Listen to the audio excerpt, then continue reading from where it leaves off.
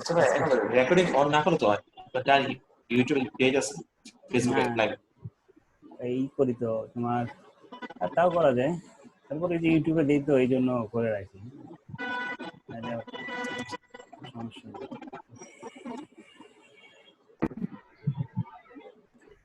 আচ্ছা তো শুরু করি। আমরা 2 নাম্বার অঙ্ক দিয়ে শুরু করবো আজকে। আমরা গত ক্লাসে 1 নাম্বারটা দেখছি। ক্লাস শুরু করে দিয়েছেন? হ্যাঁ হ্যাঁ, 2 হ্যাঁ নাম্বার, হ্যাঁ, আধা আগে শুরু হয়েছে। 2 নাম্বার দিয়ে শুরু করবো। হ্যাঁ, এখন শুরু করি নাই। সবাই সাউন্ড অফ রাখি।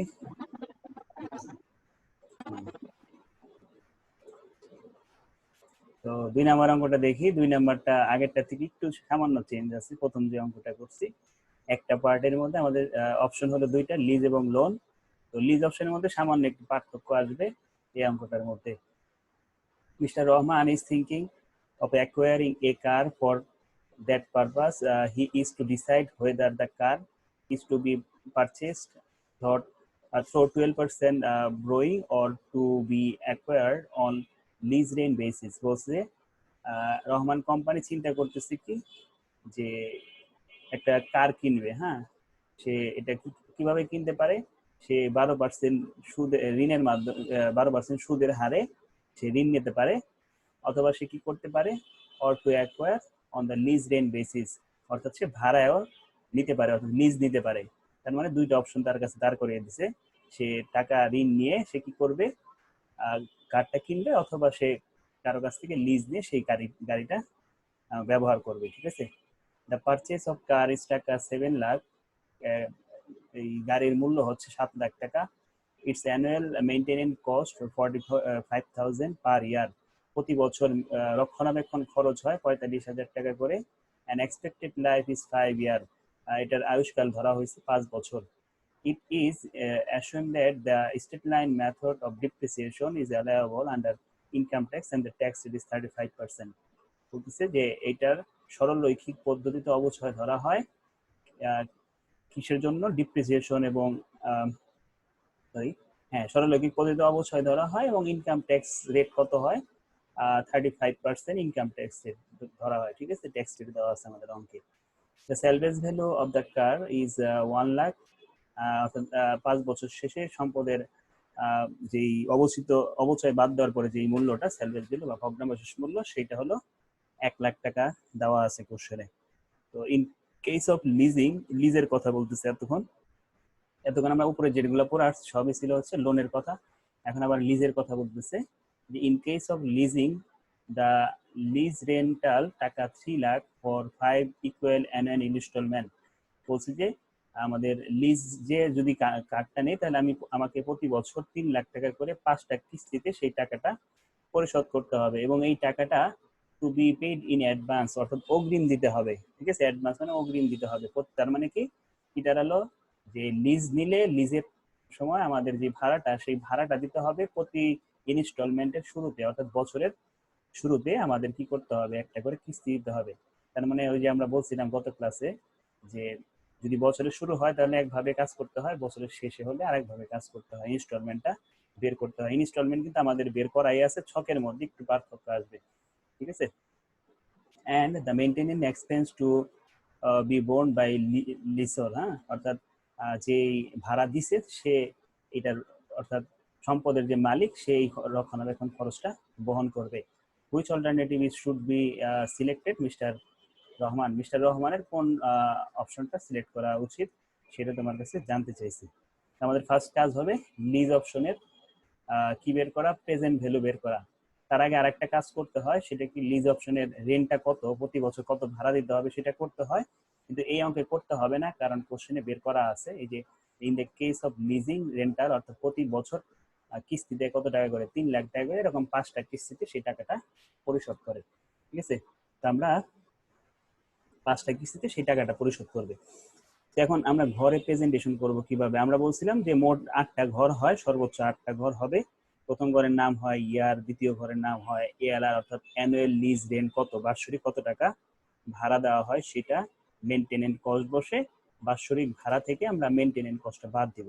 ঠিক আছে, বাৎসরিক ভাড়া থেকে আমরা মেইনটেনেন্স কস্টটা বাদ দিব। তো মেইনটেনেন্স কস্টটা যদি আমি বাদ দেই, তাহলে পাইতেছি কি টোটাল ক্যাশ ফ্লো। ঠিক আছে, টোটাল ক্যাশ ফ্লো পাইতেছি। হ্যাঁ, টোটাল ক্যাশ ফ্লো কিভাবে পাবো আমরা আবার বলি, ইয়ার থাকবে এবং এএলআর অ্যানুয়াল লিজ রেন্ট থাকবে, মেইনটেনেন্স কস্ট থাকবে।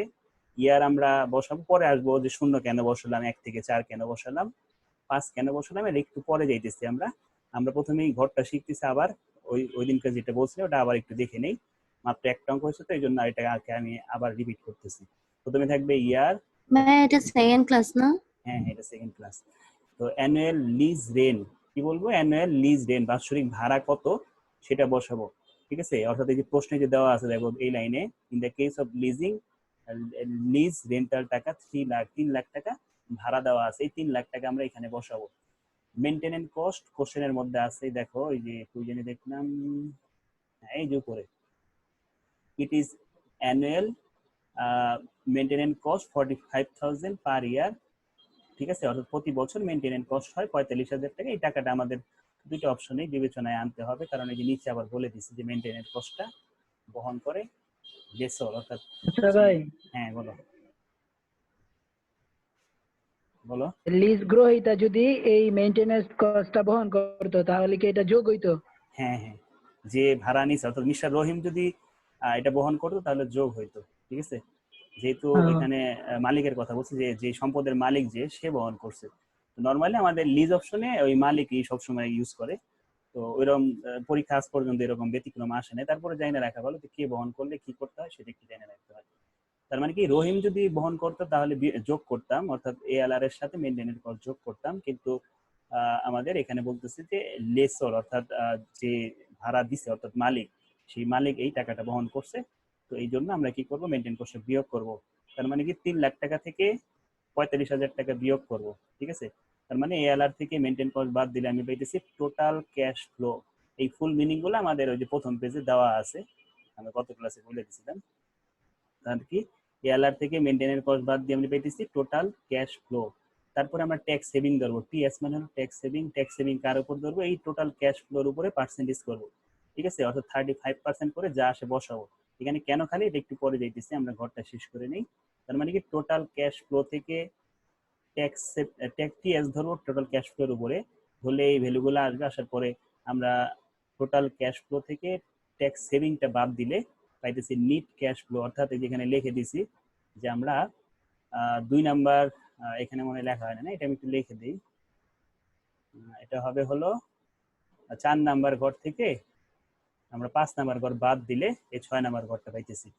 টিসিএফ থেকে টিএস বাদ দিয়ে নিট ক্যাশ ফ্লো পাইতেছি। তারপর আমরা কি বসাই, ডিসকাউন্ট ফ্যাক্টর বসাই এবং প্রেজেন্ট ভ্যালু বানাই কিভাবে, এই 6 নাম্বার ঘর আর 7 নাম্বার ঘর গুণ দিয়ে আমরা প্রেজেন্ট ভ্যালু তৈরি করি। ঠিক আছে, তো এখন আসি যে এখানে আমি কিভাবে কি বসাবো। গত ক্লাস থেকে এটা একটু পার্থক্য, সেটা হলো এখানে বসানোটা। ঘর কিন্তু গত ক্লাসটার মতোই, গত ক্লাসে 6টা ঘর করছিলাম কারণ মেইনটেইন কস্ট ছিল না দেখে মাঝখানে এই 2টা ঘর হয় নাই।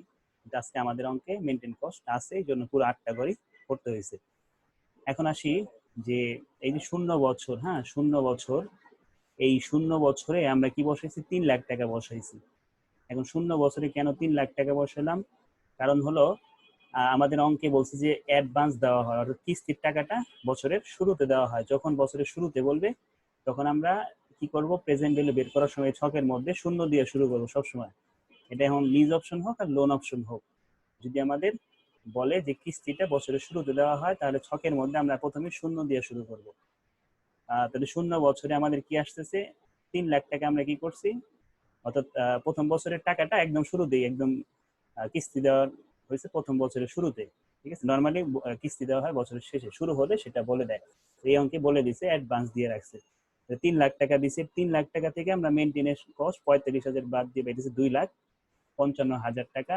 ট্যাক্সের কোনো সেভিং হবে না, কারণ 0 বছরে কোনো ট্যাক্সের সেভিং হয় না কোনো সময়। ঠিক আছে, 1 বছর অতিবাহিত না হওয়া পর্যন্ত ওই সম্পদের উপর কোনো ট্যাক্সও দেওয়া হয় না এবং ট্যাক্সের সেভিংও হয় না। বুঝতে পারছি, এই জন্য আমাদের 0 ইয়ারকে আলাদা শো করতে হবে।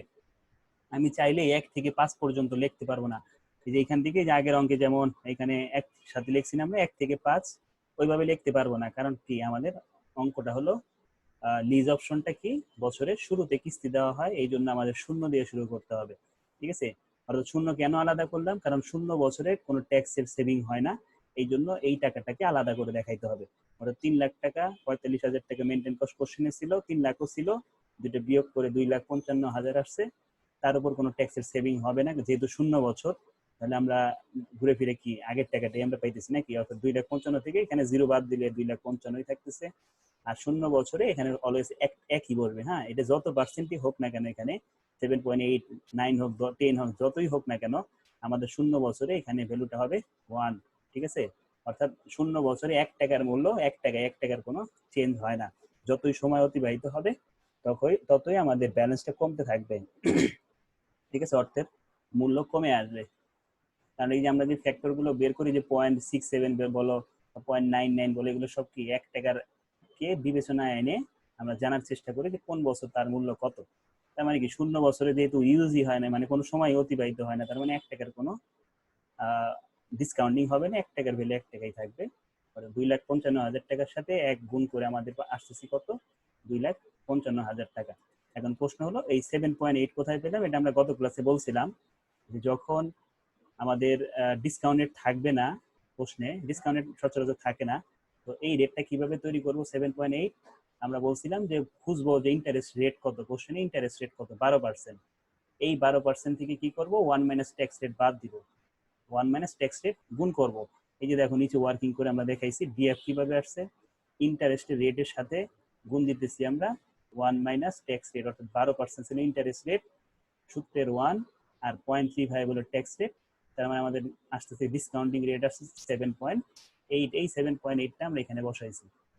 বুঝতে পারছি প্রথম 0 বছরেরটা? সবাই 0 বছরেরটা বুঝতে পারছি সবাই? একটু বলো তো বুঝতে পারছো কিনা। ঠিক আছে, বুঝছি।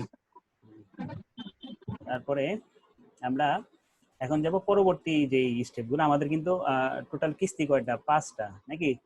আমরা কিন্তু অলরেডি 0 বছরে একটা কিস্তি দেখায় ফেলছি, আমাদের হাতে এখনো 4টা কিস্তি দেখানো বাকি আছে। ভাই একটু কথা ছিল। হ্যাঁ বলো। ওই গত ক্লাসে যে discount factor at the rate 4 years লেখা আছে, যেটা এটা বের করছেন যেভাবে দেওয়া আছে। হ্যাঁ হ্যাঁ, বুঝি নাই কোনটা, ওই যে এই 1 না ওটা ওটার কোনটার কথা মধ্যে বলছিস? লেখা আছে না যে ক্যালকুলেটর ব্যবহার করার নিয়ম, হ্যাঁ হ্যাঁ, ওটা আমি ওইটার মধ্যে যেভাবে ছিল ওইভাবে দিয়েছি, কিন্তু হয় নাই। এই যে এটা না হ্যাঁ, 1 নাম্বারটা। হবে না হ্যাঁ, কেন? এই যে 1 নিচে মাইনাস 1 ক্যালকুলেটর ভাগ ইউজ। 1.09 আর 5। ও হবে না তো, এই যে এখানে একটা ই আছে, ইকুয়াল সাইনটা দিতে ভুলে গেছি, ইকুয়াল সাইন আছে। হ্যাঁ এখন হবে, তখন ইকুয়ালটা করে দেন, এটা হয় না তো। হ্যাঁ, এখন হবে, ইকুয়াল দিলে ইকুয়ালটা মিস্টেক হয়ে গেছে এখানে, বুঝতে পারছো? এইটা আমি দিয়েছিলাম কালকে, হয় না, অনেক চেষ্টা করছি, একবারে হয় না। এই যে পরে এখন ভাঙ্গা হবে, ভাঙ্গা করতে অনেক টাইম ভাই লাগে। ভাই এখন একবার হবে, একবার করা যায় না যে এই যে লাস্টে হবে ভাগ না, দিতে হয়? এই যে এখন হবে 1 মাইনাস 1 ভাগ 1.10 পাওয়ার 9 5 ইকুয়াল দিয়ে ভাগ দিয়ে তারপর এটা দিতে, আমি তখন ইকুয়ালটা দিছিলাম না, এই জন্য তোমাদের কনসেপ্টটা মিলাতে পারতেছিল না। বুঝতে পারছো? আমি একবার বের করতে পারি নাই, ওই যে এখন আস্তে পারবা, হয়ে গেছে। এখন পারবা, এই সিস্টেমে পারবা এখন। হ্যাঁ, এটা হলে একসাথে যদি আমি অনেকগুলা ইয়ার করতে যাই তখন। এখন তো আমাদের সিঙ্গেল বের করবো না, সিঙ্গেল বের করতে গেলে সিঙ্গেলের ফর্মুলাটা কেন সিঙ্গেল করবো এখন? এখন যেই 1 থেকে 4 বছর, এটাও কিন্তু একসাথে আমরা 4 বছরের বের করতেছি, কই হারাই ফেললাম নিচে আরো। এখন আমরা যেটা বের করব, অর্থাৎ 1 থেকে 4, কেন 1 থেকে 4 লিখলাম? কারণ আমাদের প্রশ্নে দেখো টোটাল 5 বছর কি ছিল, 5টা কিস্তি ছিল নাকি? অর্থাৎ একটা কিস্তি কিন্তু আমরা অলরেডি 0 বছরে দেখাইছি, আমাদের আরো 4টা কিস্তি দেখাইতে হবে, অর্থাৎ প্রথম বছর, দ্বিতীয় বছর, তৃতীয় বছর এবং চতুর্থ বছর। ঠিক আছে, অর্থাৎ 4 বছর আমরা এখানে কি দেখাইছি, 3 লাখ টাকা দেখাইছি। এখন প্রশ্ন হইতে পারে 0 বছরে একটার অ্যামাউন্ট দেখাইছি 3 লাখ, আবার এখানে 4 বছরের অ্যামাউন্ট আমি 3 লাখ দেখাইছি, তাহলে কি এক হইলো? কি বলতে পারবে এক হয়েছে নাকি বিষয়টা? যে 0 বছরে তো আমি ওরে 0 বছর শুধু 3 লাখই দেখাইছি, কিন্তু 1 থেকে 4 বছরে কিন্তু আমি ওই 3 লাখই দেখাই, তাহলে এটার সাথে এটার সামঞ্জস্যতা হইলো কই? প্রশ্ন হইতে পারে না? এটা প্রশ্নটা আর একটু পর যে, হ্যাঁ আমরা একটু পরে গেলেই বুঝতে পারবো যে আসলে কি বুঝাইতেছি এখানে আমরা। তো 3 লাখ টাকা বসালাম, মেনটেনেন্স কস্ট ছিল আমাদের 45,000, আমরা বাদ দিলাম, দিয়ে আসলো 2,55,000 টাকা। তার উপরে ট্যাক্সের সেভিং হবে কত পার্সেন্ট? 35% করে 89,250 টাকা আসছে। ঠিক আছে, তো আমরা কি করলাম, টোটাল ক্যাশ ফ্লো থেকে ট্যাক্স সেভিং বাদ দিছি, বাদ দিয়ে পাইতেছি 1,65,750 টাকা। এই যে এইখানে এসে পার্থক্যটা করে দিতেছে তোমাকে। পার্থক্যটা কেমন? এই এই টাকার, এটা তো এভারেজ একটা ভ্যালু না, আর 1 থেকে 4 মানে কি 4 বছরের এভারেজ একটা ভ্যালু 3000, এই সবগুলো কিন্তু এভারেজ একটা ভ্যালু বেরিয়েছে 4 বছরের এভারেজ ভ্যালু। এই এভারেজ ভ্যালুর সাথে আমরা 4 বছরের যে ফ্যাক্টর, ওই ফ্যাক্টর গুণ দেওয়ার কারণেই কিন্তু আমাদের টোটাল 4 বছরের একটা ব্যালেন্স বের হয়েছে। দেখো পাইছি, দেখো আগেরটা কিন্তু 2,55,000 কে ডিসকাউন্টিং করে ওই 2,55,000 হয়েছে। যদি রেট আমরা আরো কম গুণ দিতাম তাহলে আরো কমে আসতো, কিন্তু এটা বাড়ার কারণ কি? কারণ হলো ওই যে আমরা তো 4 বছরের একসাথে কাউন্ট করতেছি না, এটা হলো 1 বছরের টাকা, ঠিক আছে। তার সাথে আমি 4 বছরের ফ্যাক্টর গুণ করে 4 বছরের টাকা তৈরি করছি, 5,51,434 টাকা। তাহলে এই 4 বছরের ফ্যাক্টর বের করার নিয়ম আমরা গত ক্লাসেও দেখছি, যে আমাদের রেটটা কত ছিল 7.8% ফর 4 ইয়ার, অর্থাৎ 4 বছরের আমরা একসাথে ফ্যাক্টর কত হয় সেটা আমরা এই যে বড় সূত্রটা ইউজ করে তৈরি করব। 1 - 1 ভাগ 1 + r power 0.07r 8 power 4 divided by 0.078, আমাদের রেজাল্ট আসবে 3.3269, ঠিক আছে। তো এটা আমরা করলাম, করার পর আমরা আমাদের কিন্তু কিস্তি দেখানো শেষ, টোটাল 5টা কিস্তি আমরা দেখাইছি, অর্থাৎ এইখানে প্রতি বছর 3 লাখ করে 4টা কিস্তি, আর এখানে 3 লাখ করে একটা কিস্তি, টোটাল এখানে 4টা কিস্তি আমাদের দেখানো শেষ। এখন প্রশ্ন হলো আরেকটা 5 কেন আনলাম আমরা?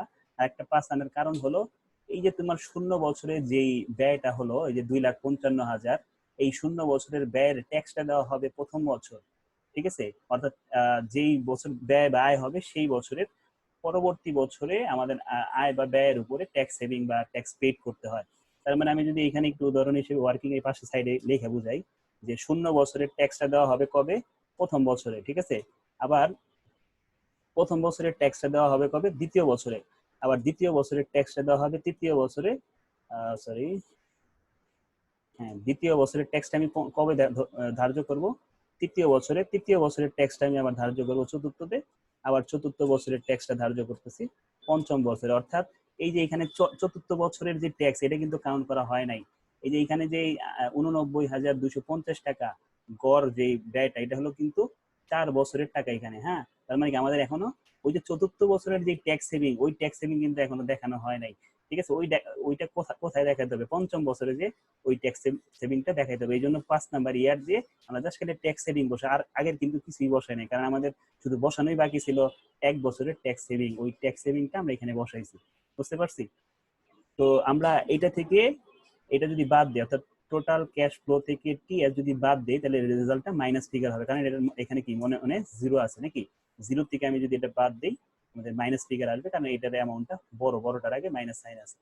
তারপরে কি আমরা পঞ্চম বছর, অর্থাৎ একটা বছরের ফ্যাক্টর লাগবে আমাদের, অর্থাৎ পঞ্চম বছরের 1 টাকার বর্তমান মূল্য কত? তো এই যে পঞ্চম বছরের কি লিখছি 7.8% ফর 5th ইয়ার, 1/1 + r 0.078 পাওয়ার 5। পঞ্চম বছরে 1 টাকার যে মূল্যটা, সেটার মূল্য আজকে কত? সেটা হলো 0.6869। এটার সাথে এটা গুণ করে আমাদের রেজাল্ট আসছে মাইনাস। এই দুটো যোগ করে ওটা বিয়োগ করলেই আমাদের টোটাল রেজাল্টটা এসে পড়বে, ঠিক আছে। দেখো কোনো সমস্যা আছে কিনা কারো? 5 নাম্বার একটু বুঝে ভালো একটু 5 নাম্বার কি বলতে আছে কি? 5 নাম্বারটা হলো ট্যাক্সের সেভিং শুধু দেখাবো কেন? কারণ হলো 0 বছরের ট্যাক্সের সেভিং দেখাতে হয় প্রথম বছরে, প্রথম বছরের ট্যাক্সের সেভিং দ্বিতীয় বছরে, এরকম ভাবে চতুর্থ বছরের ট্যাক্সের সেভিং আসবে পঞ্চম বছরে। তো এই জন্য আমাদের এইখানে যেই 89,250 টাকা দেখানো হয়েছে, এটা কিন্তু প্রতি বছরের ট্যাক্সের সেভিং, অর্থাৎ 0 বছর থেকে শুরু করে, 0 বলতে 0 বছরে যেটা ব্যয় করছো তুমি, ওইটা ট্যাক্সের সেভিং হইতেছে কত? প্রথম বছরে, হ্যাঁ। অর্থাৎ এইখানে আমরা 4 বছরের ট্যাক্সের সেভিং দেখাই দিয়েছি। এখান থেকে বোঝা যাবে যে 1 to 4 মানে কি, এখানে 4 বছরের প্রতি বছরে 89,250 টাকা করে আমাদের ট্যাক্স সেভিং আসতেছে, কিন্তু আমাদের টোটাল ট্যাক্স সেভিং দেখাইতে হবে কত? 5টা, হ্যাঁ। অর্থাৎ পঞ্চম ইয়ারে যে আমরা আবার নতুন করে এই টাকাটাই আনছি, এটা কিন্তু এভারেজ টাকা, হ্যাঁ। অর্থাৎ একটা টাকার সাথে ওই যে ওটা গুণ করে আমরা 4টা টাকা বের করছি।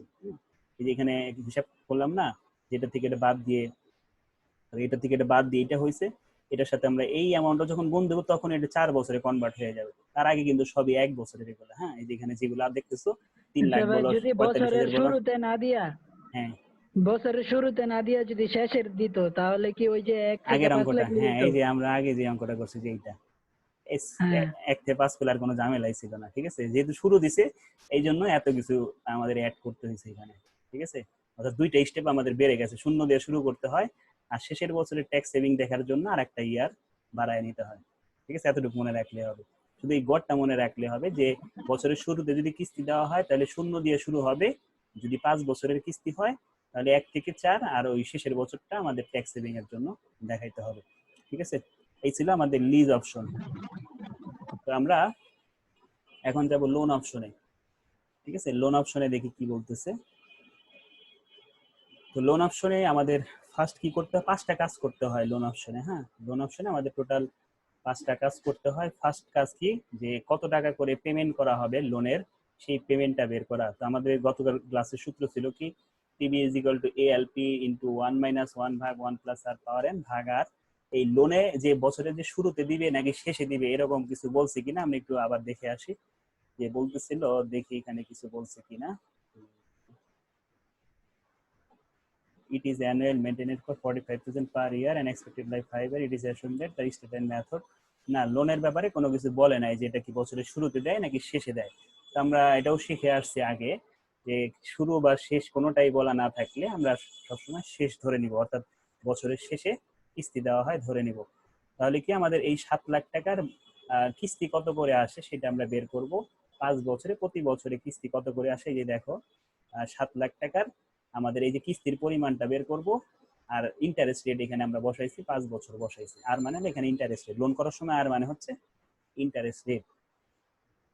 তো এইখানে আমরা এইটা পুরোটা হিসাব করে আমরা পাইছিল 3.604771, আর এখানে 7 লাখ ভাগ করছি আমরা, 7 লাখকে 3.604771 দ্বারা ভাগ করে আমরা পাইতেছি 1,94,187 টাকা। এটা হলো প্রতি বছরের কিস্তির পরিমাণ। ঠিক আছে, এটা হলো প্রতি বছরের কিস্তির পরিমাণ বের করলাম। এরপরে আমরা যাব পরবর্তীতে, সেটা হলো সেকেন্ড কাজ কি, ইন্টারেস্ট বের করা। সেকেন্ড কাজ হলো ইন্টারেস্ট বের করা। ইন্টারেস্ট আমরা আগের মতোই করছি, কোনো চেঞ্জ নাই। আমরা 1 নাম্বার অঙ্কে যেভাবে করছি ঠিক ওইভাবে এখানে করছি। দেখো ইয়ার আছে, বিগিনিং ব্যালেন্স আছে, অ্যানুয়াল লোন পেমেন্ট আছে, ইন্টারেস্ট বসাইছি, প্রিন্সিপাল পেমেন্ট বসাইছি, আর কি ইন্ডিং ব্যালেন্স। আমি আবার একটু মনে করাই দিই কিভাবে আমরা করছিলাম এটা। প্রথমেই বসাইতে হয় বিগিনিং ব্যালেন্স, অর্থাৎ সম্পদের ক্রয় মূল্যটা কত ছিল, 7 লাখ টাকা। ওই 7 লাখ টাকা বসাইছি এবং প্রতি বছর আমরা কিস্তি বের করে রাখছি কত, 1,94,187 টাকা। এখানে আমরা 1,84,187 টাকা সবার ঘরে বসায় দিব।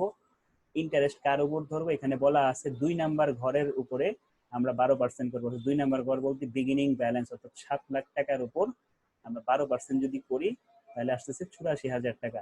প্রিন্সিপাল কিভাবে পাবো, প্রিন্সিপাল মানে হচ্ছে আসল কত, সুদ আসল থেকে কিস্তি থেকে আমরা সুদের টাকা বাদ দিলে আসল টাকা পাবো, অর্থাৎ 1,94,187 টাকা থেকে 84,000 যদি বাদ দেই তাহলে পাইতেছি 1,10,187 টাকা। ঠিক আছে, আর লাস্ট ইন্ডিং ব্যালেন্স কিভাবে পাবো, বিগিনিং ব্যালেন্স থেকে প্রিন্সিপাল পেমেন্ট বাদ দিলে ইন্ডিং ব্যালেন্স। এই ইন্ডিং ব্যালেন্সটা আবার পরবর্তী বছরের শুরুতে বসবে, এই টাকার উপর আবার আমরা 12% ধরবো। এইভাবে পর্যায়ক্রমে চলার পরে লাস্টেরটা আমরা বলছিলাম যে লাস্টেরটা নিয়ম হচ্ছে ইন্টারেস্টটা পার্সেন্টেজ করবো না, লাস্টেরটা নিয়ম হচ্ছে যে এই যে সুদ আসলের থেকে বিগিনিং ব্যালেন্স বাদ দিব, অর্থাৎ 1,94,187 টাকা থেকে আমরা 1,73,380 টাকা যদি বাদ দিই তাহলে আমাদের এই ইন্টারেস্ট বের হবে। তার মানে সর্বশেষ যে ইন্টারেস্টটা, সেই ইন্টারেস্টটা হবে এএলপি আর বিগিনিং ব্যালেন্সের পার্থক্যের টাকাটা হবে আমাদের কি ইন্টারেস্টের টাকা। শেষের ঘরের কাজটা এই পার্সেন্টেজ করবো না, পার্সেন্টেজ করলে দেখো এখানে পার্সেন্টেজ করলে কত আসে একটু দেখি, আমরা কত টাকা কম বেশি আমরা একটু দেখি। টাকা হচ্ছে 1,94,187 মাইনাস 1,00,000 ভাই 20,805 টাকা হয়। 3,380, হ্যাঁ 20,807 একদম পুরো 805 বিয়োগ করা হয়েছে এইটা। আর যদি পার্সেন্টেজ করতাম 1,73,380 ইন্টু 0.12 তাহলে আসতো 805 টাকা বা 6 টাকা, 6 টাকা আসলে আপনাকে 1 টাকা কম বেশি না। তো এই 1 টাকার জন্য আমরা যদি 6 টাকা এখানে লিখতাম তাহলে কিন্তু শেষে যে 1 টাকা আবার বাড়তি থেকে যাইতো, ওই টাকাটা রাখা যাবে না। ওইখানে ইন্টারেস্টে আমরা কম বেশি করে দিব, 2-1 টাকা যা কম বেশি হয় এইখানে এটাকে কম বেশি করে আমরা অবশ্যই শেষের ব্যালেন্সটা নীল দেখাইতে হবে। নীল কিভাবে আসতেছে, কারণ আমরা যদি বিগিনিং ব্যালেন্স থেকে প্রিন্সিপাল বাদ দিই কিন্তু ইন্ডিং ব্যালেন্স আসে। ঠিক আছে, তাহলে অটোমেটিক এটা 0 আসতেছে। এই ছিল সেকেন্ড ওয়ার্কিং। এরপরে যাব থার্ড ওয়ার্কিং এ। থার্ড ওয়ার্কিংটা একদম ইজি, ডিপ্রিসিয়েশন করতে হয়। কস্ট মাইনাস স্যালভেজ ভ্যালু ভাগ লাইভ। আমাদের অঙ্কে কস্ট মূল্য ছিল 7 লাখ আর স্যালভেজ ভ্যালু ভগ্নাবশেষ মূল্য ছিল 1 লাখ টাকা এবং 5 বছর মেয়াদ ছিল 1,20,000 টাকা আমাদের অবচয় আসছে। 4 নাম্বার ওয়ার্কিংটা হচ্ছে কি হ্যাঁ ঠিক আছে 4 নাম্বার ওয়ার্কিংটা ছিল হচ্ছে ট্যাক্স সেভিং বের করা। 3টা জিনিসের উপর ট্যাক্স সেভিং হয় বলছিলাম আমরা, সুদ, অবচয় আর হলো রক্ষণাবেক্ষণ খরচ, অর্থাৎ ইন্টারেস্ট, ডিপ্রিসিয়েশন এবং মেইনটেনেন্স কস্ট। এই তিনটাকে যোগ করছি। ইন্টারেস্ট কই পাবো? এই যে আগের ঘরের থেকে এনে ধরে বসাই দিব 84, 70, 55, 39, 20 এই যে অ্যামাউন্ট গুলো এখানে আমরা বসাইছি। অবচয় কোথায় পাবো? এই যে 2 নাম্বার অবচয় বের করে রাখছি, বসাইছি। মেইনটেইন কস্ট কোথায় পাবো? কোশ্চেনে মেইনটেইন কস্ট দেওয়া আছে 45,000 টাকা, এটা বসাইছি। তিনটা যোগ করে টোটাল কস্ট এবং এই টোটাল কস্টের উপরে আমরা 35% ট্যাক্স ধরছি, ঠিক আছে, ট্যাক্স সেভিং। সর্বশেষ কাজ হচ্ছে লোন অপশনের প্রেজেন্ট ভ্যালু বের করা। লোন অপশনের প্রেজেন্ট ভ্যালু, লোন অপশনের প্রেজেন্ট ভ্যালু করতে গেলেও আমাদের ঘর লাগবে 8টা। ঠিক লিজে যেভাবে করছি এখানে ওই কাজই করতে হবে। লিজে আমরা মেইনটেইন কস্ট বিয়োগ করছি আর লোনে আমাদের যোগ করতে হয়, কারণ এই মেইনটেইন কস্টটা লোন অপশনে যে মালিক অর্থাৎ ওই যে কিনবে সম্পদটা অর্থাৎ মিস্টার রহমান উনি মেইনটেইন কস্টটা বহন করবে। এই জন্য দুইটা খরচে আমাদের অ্যাড করে নিতে হবে। তাহলে কি 1,94,187 এটা কিস্তি আমরা বের করছিলাম 1 নাম্বার ওয়ার্কিং এ লোন অপশনের মেইনটেইন কস্ট কোশ্চেনে দেওয়া ছিল। আর এটা সাথে এটা যোগ করতেছি 1,94,000 সাথে 1,94,187 সাথে 45,000 যোগ করে 2,39,187 সবার সেমই আসবে, কারণ সবারই মেইনটেইন কস্ট সেম, সবারই এএলপি সেম। ট্যাক্স সেভিংটা এই যে এখানে বের করে রাখছি আমরা ট্যাক্স সেভিং, এই ট্যাক্স সেভিং গুলো এনে এখানে বসায় দিব। আর টিসিএফ থেকে টিএস যদি বাদ দিই তাহলে আমাদের আসতেছে নেট ক্যাশ ফ্লো, ঠিক আছে। নেট ক্যাশ ফ্লো বসালাম। ডিসকাউন্ট ফ্যাক্টর ওই যে 7.80 থাকবে, ডিসকাউন্ট ফ্যাক্টর চেঞ্জ হবে না। প্রথমে যেটা নিছি ওইটা নিয়ে কাজ করতে হবে এবং প্রতি বছর একটা সিঙ্গেল আমরা বের করব 1/1 প্লাস আর পাওয়ার এন, এই সূত্রটা দিয়ে আমরা এই মানগুলো বের করছি, ঠিক আছে। এখানে হয়তো 40 হয়, শূন্যটা বের করে দিলাম। আচ্ছা, তো নেট ক্যাশ ফ্লোর সাথে আমরা এই ফ্যাক্টর গুলো গুণ করে আমরা পাইতেছি টোটাল প্রেজেন্ট ভ্যালু। শেষের বছর সেলভেজ ভ্যালু দেখাইতে হবে, অঙ্কে যদি ভগ্নাবশেষ মূল্য থাকে সেই ভগ্নাবশেষ মূল্যগুলা আমরা এখানে বসাবো শেষের বছরে। এটা মাইনাস ফিগার হবে। কেন মাইনাস ফিগার হবে কেউ বলতে পারবা? ক্যাপিটাল বাজেটে কিন্তু আমরা যখন করছি ফিনান্সে সেখানে কিন্তু আমরা প্লাস দিছি। ওয়ার্কিং ক্যাপিটাল আর সেলভেজ ভ্যালু দুইটা থাকতো বা একটা থাকতো, যেটাই থাকুক না কেন আমরা কি করতাম, যেরকম আছে ওই রকমই বসাইতাম, কোনো মাইনাস বসাইতাম না। তো এইটাতে কেন মাইনাস বসাইছি কেউ বলতে পারবা? 1 লাখ টাকা কেন মাইনাস দেখালাম, পারবা? ভাই কারণ বলো। 1 লাখ টাকা শেষে থাইকা যায় না। না ওইখানে কেন যোগ করতাম আর এইখানে কেন বিয়োগ করতেছি? ক্যাপিটাল বাজেটে কেন যোগ করতাম বা এখানে কেন বিয়োগ করলাম? দুইটা দুই রকম হইলো কেন? ওইখানেও তো 1 লাখ টাকা হিসাব কাল শেষে থাকতো, এইখানেও আছে, বলতে পারবা কারণ কি? ভাই আমি ডেপ্রিসিয়েশনের সময় তো ভাই আমি একবারই করছি, ওই মাইনাস তো করলাম না এই কাজও তো ওইখানেও ক্যাপিটাল বাজেটেও করছি, ক্যাপিটাল বাজেটে করছি না। ক্যাপিটাল বাজেট তো অবচয় বের করতাম করে আবার নিচে সেলভেজ ভ্যালু ওয়ার্কিং ক্যাপিটাল থাকলে ওটা দেখাতাম, কিন্তু লিজের মধ্যে কেন বিয়োগ হলো কেউ বলতে পারবা? হ্যাঁ ওই জায়গায় তো আমরা যোগ করতাম। হ্যাঁ, কিন্তু এইখানে কেন বিয়োগ হলো কেউ আছে ওইটা বলার তো মতো? ভাই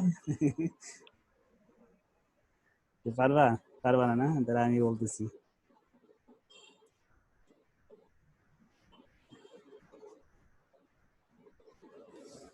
এখানে হইলো তোমার এই যে আমরা যেই পেমেন্ট বের করছি কিনা না, এগুলো সব কিন্তু পেমেন্ট। হ্যাঁ, যেগুলো সব কিন্তু পেমেন্ট, আর তো টাকাগুলো দিতেছি আমরা নাকি, এই যে এগুলো নিট ক্যাশ ফ্লো, এগুলো কিন্তু টাকাগুলো আমার চলে যাইতেছে নাকি, বুঝতে পারছি? অর্থাৎ এগুলো কি নিট ক্যাশ আউটফ্লো নাকি, অর্থাৎ টাকাগুলো নগদ প্রবাহগুলো আউটফ্লো হইতেছে। আর এই যে সেলভেজ ভ্যালু, এটা কিন্তু আমি সম্পদ বিক্রি করে শেষে টাকাটা পাইতেছি, এটা কিন্তু ইনফ্লো। অর্থাৎ দুইটার সম্পর্ক কি নেগেটিভ নাকি? অর্থাৎ এটা এগুলো পজিটিভ আর এটা কি নেগেটিভ। কেন নেগেটিভ করলাম? কারণ ওগুলো সবই কিন্তু আমরা টাকা চলে যাইতেছে আর এই টাকাটা কি আসতেছে, তার মানে দুইটাকে বিপরীতমুখী করতে হলে কি করতে হবে? নিচেরটাকে মাইনাস দিতে হবে নাকি? এই কারণে আমরা এখানে কি করছি, মাইনাস ফিগারে দেখাইছি, কারণ ওইগুলো হলো আউটফ্লো আর এটা হলো ইনফ্লো। তার মানে দুইটাকে পার্থক্য করতে হলে আমাদের কি করতে হবে? একটাকে মাইনাস শো করতে হবে। আর যখন ক্যাপিটাল বাজেট করতাম তখন কিন্তু সবই আমাদের কি ছিল, আমাদের ইনফ্লো ছিল, কারণ একটা সম্পদ আমি ব্যবহার করে আমরা উপার্জন করতাম, এই যে ক্যাশ ফ্লো আফটার ট্যাক্স থাকতো, অর্থাৎ আমি প্রতি বছর এত টাকা করে রিটার্ন পাইতাম, আবার একটা নির্দিষ্ট সময় শেষে আমরা সম্পদটা বিক্রি করেও কিছু টাকা পেতাম, আর ওয়ার্কিং ক্যাপিটাল থাকতো, ওগুলোও কিন্তু ক্যাশ ইনফ্লো, এখানে সবই ক্যাশ ইনফ্লো ছিল, ঠিক আছে। আর এইখানে কি, এইখানে এই যে সম্পদ কেনার কারণে আমাদের খরচ হলে এইগুলো হলো আউটফ্লো, প্রতি বছর আমার দিতে হইতেছে, আর একটা সময় শেষে যে আমি 1 লাখ টাকা আবার ফেরত পাইতেছি, এটা হলো ইনফ্লো, ঠিক আছে। এই জন্য দুই রকম কনসেপ্ট, বুঝতে পারছি বিষয়টা? এই হলো পার্থক্য ছিল আমি এই দুটো। বললাম না ভাই যে টাকা থাইকা যাইবো, হ্যাঁ না, এটা টাকা তো ওইখানেও ছিল এইখানেও ছিল, এখন বিষয়টা হলো ওইখানে কেন আমরা যোগ করছিলাম, এখানে কেন বিয়োগ করছিলাম, টাকা কিন্তু এইখানেও আছে, ওইখানেও বিক্রি করে টাকাটা থেকে যেত। পার্থক্যটা এইটাই যে ওইখানে আমরা ডিসিশন নিতাম হলো ওই সম্পদটা ইউজ করে আমরা কত টাকা রিটার্ন পেতাম, রিটার্ন এবং ওই সেলভেজ ভ্যালু সবই ছিল আমাদের ইনফ্লো। কিন্তু এই অঙ্কের মধ্যে আমরা টাকা দিতেছি অর্থাৎ সম্পদ কেনার জন্য, তো প্রতি বছর কিস্তি কত করে দিলাম এবং শেষে কত রিটার্ন পেলাম, দুইটা কিন্তু দুই মুখী, এই জন্য এখানে আমাদের বিয়োগ করতে হয়েছে। আচ্ছা, তো আমাদের ক্যাপিটাল বাজেট আবার করতে হবে, কারণ এই ম্যানেজমেন্ট অ্যাকাউন্টিং এর মধ্যে ক্যাপিটাল বাজেট আছে, হ্যাঁ আমাদের আবার করতে হবে এটা। সেকেন্ড ইয়ার করছো, এই ফার্স্ট ইয়ার করছো, থার্ড ইয়ারও করতে হবে এটা তোমাদের। আচ্ছা, আমরা এখন 3 নাম্বার অঙ্কে যাই। 3 নাম্বার অঙ্কে আমি বাড়ির কাজ দিব, তোমরা একটু খালি দেখবা যে কোথাও কোনো সমস্যা আছে কিনা। এক এক যেভাবে করছো ঠিক একইভাবে আমাদের 3 নাম্বার অঙ্কটা করতে হবে, একদম হুবহু এরকম। দেখো পুরো লাইনটা পড়ে কোনো জায়গায় কোনো দুই কিছু, করবো না ভাই? হ্যাঁ 2টা তো করবা, আমরা 3ও বাড়ির কাজ দিব। 2 আমি বুঝাবো না, যদি তোমরা পারো আমি আগায় যাবো, 4ও চলে যাবো। দেখো তোমরা একটু পড়ে যে কারো কোনো লাইন বুঝতে সমস্যা হয় কিনা। 3 নাম্বারটা দেখো, 3 নাম্বারটা একদম হুবহু একের মতো।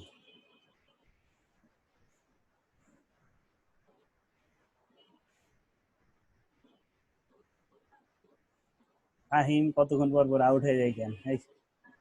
নেটের সমস্যা নাকি? জি স্যার, নেটের সমস্যা, যাইয়ার আছে। মাধুরী কই গেল? আচ্ছা, ভাইয়া 3 নাম্বারটা একটু সংক্ষিপ্ত আকারে বুঝায় দেন, 1 নাম্বারটা তো হ্যাঁ আমি নাই নাই। তুমি ওই যে আমাদের ক্লাস তো ইউটিউবে দেওয়া আছে সবগুলো, ক্লাস মিস দিলে একটু কষ্ট করে দিকে দেখে নিতে হবে, হ্যাঁ।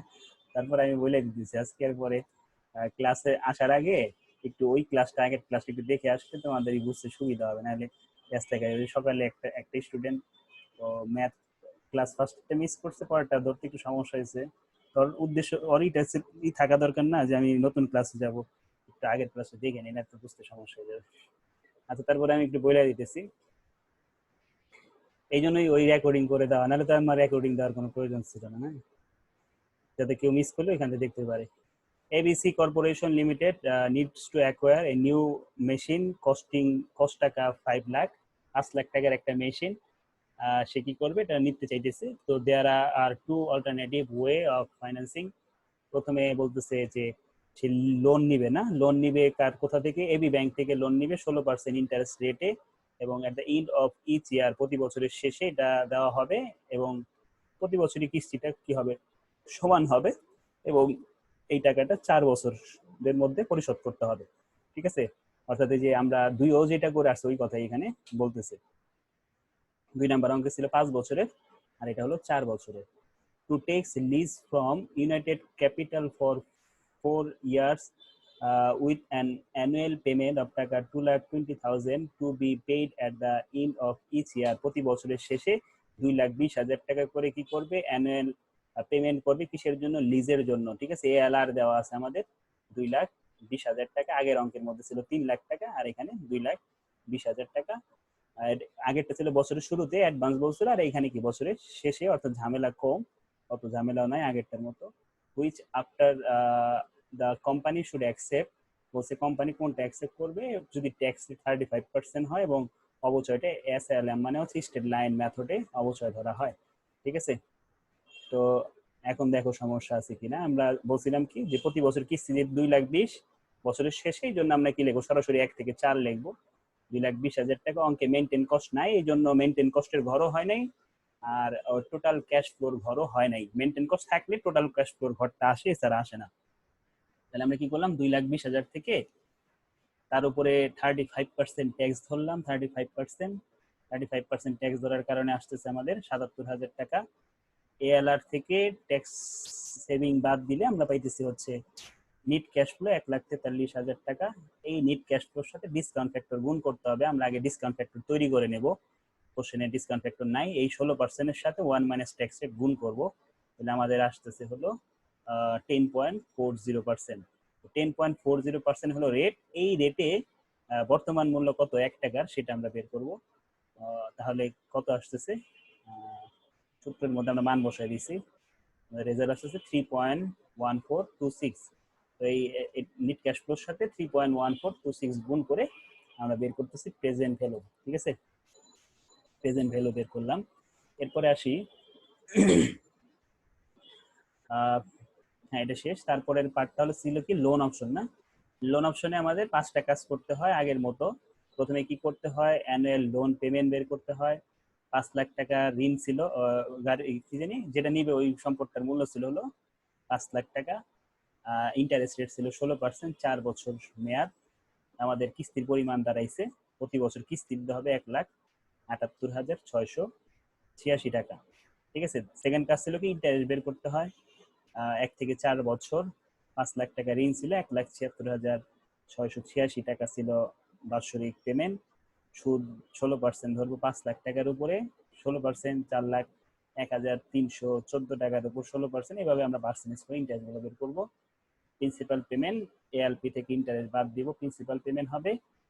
আর ইন্ডিং ব্যালেন্স হবে বিগিনিং ব্যালেন্স থেকে প্রিন্সিপাল পেমেন্ট বাদ দিয়ে। ঠিক আছে, এটা একটু আগে আমরা বুঝেছি, এর জন্য ডিটেলস বুঝালাম না। ডিপ্রিসিয়েশন আমরা শিখছি যে কস্ট মাইনাস স্যালারি ভ্যালু ভাগ দেয় 1,25,000 আসছে। ট্যাক্স সেভিং 3টা জিনিসের উপর হয়, এখানে মেইনটেনেন্স কস্ট নাই, এই জন্য 2টা নিয়ে কাজ করছি আমরা। ডিপ্রিসিয়েশন আর ইন্টারেস্ট দুটো যোগ করে 35% করছি। ঠিক আছে, সর্বশেষ পিভি অফ লোন অপশন 4 বছরের, প্রতি বছর 1,78,668 কিস্তি। ট্যাক্স সেভিং এখান থেকে এনে বসাই দিচ্ছি। মেনটেন কস্ট না থাকার কারণে এখানেও ঘর 6টা হয়েছে, মেনটেন কস্টের ঘরটা হয় নাই, আর টোটাল ক্যাশ ফ্লোর ঘরটা হয় নাই। তার পরবর্তী যেই ঘর অর্থাৎ ট্যাক্স সেভিং ভাই সেটা একটু থেকে শুরু প্রশ্নে করছি। যাইবেন, হ্যাঁ বলো।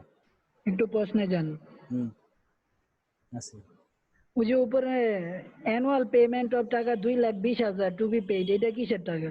এটা হলো লিজের এএলআর, অ্যানুয়াল লিজ রেন্ট। লিজ অপশনে এই যে 2,20,000, ঠিক আছে, এটা নাও থাকতে পারে, এটা বের করতে হয়। না থাকলে যেহেতু দেওয়া আছে আর এই জন্য বের করার লাগে না আমার লিজ অপশন। হ্যাঁ, লিজ অপশনে 2টা কাজ না, লিজ পেমেন্টটা বের করা বুঝছি। আর হলো পিভি বের করা। আমি এতক্ষণ ভাবতেছিলাম নিচেরটা হইলো লোন অপশন, না না, এটা একটা আগের উল্টা। অঙ্কে তো লোন হ্যাঁ অপশন ছিল নিচে, এই জন্য হ্যাঁ, আর কি। এটা আগে আগে বড় হইতে পারে, সমস্যা আচ্ছা নেই। ভাই, এটা কি দেওয়া থাকবে লিজের টাকাটা? লিজের টাকাটা 99% থাকে, 1% না থাকতেও পারে। ওই 1% এর মধ্যে যদি পড়ে তাহলে যাও ভাই থাকবো। তাহলে তাহলে তোমার, তাহলে কাজ দুইটাই হইব। হ্যাঁ তখন 2টা কাজ হবে, ওটা বের করে নিতে। ওইরকম অঙ্ক আমাদের সামনে আছে, দেখবো কিভাবে বের করতে। ওই লিজ লোন যেভাবে বের করতেছি এলপি, ওই রকম ভাবে লিজে বের করতে, সেম ওয়েতে। ঠিক আছে, কোনো ব্যতিক্রম কিছু নেই। তো এখন আমরা এটা তো বুঝে ফেলছি প্রায়। হ্যাঁ, এখানে আর তেমন কিছু নাই নতুন, সেলভেজ ভ্যালু নাই, যেন সেলভেজ ভ্যালু আসে নাই, মেনটেন কস্ট নাই, মেনটেন কস্ট আসে নাই। বুঝতে পারছো? তাহলে আমরা কোন অপশনটা নিব? The loan option should be selected. কেন? কারণ লোন অপশনের প্রেজেন্ট ভ্যালু 3,62,000 সামথিং, আর এইটার ছিল 4 লাখের উপরে, অর্থাৎ আমরা লোন অপশনটাকে সিলেক্ট করব। ঠিক আছে, তো আমাদের এই দুটো ছবি তাহলে তুলে রাখো। পরের সলিউশন গুলো অ্যাড করা হয় নাই, আমরা আজকে এতটুকুই রাখবো। তোমরা 3 নাম্বার কোশ্চেন সলিউশনটা আমি একটু করে দেই, 2 পেজে আমি দিই, বেশি ছোট হয়ে গেল না?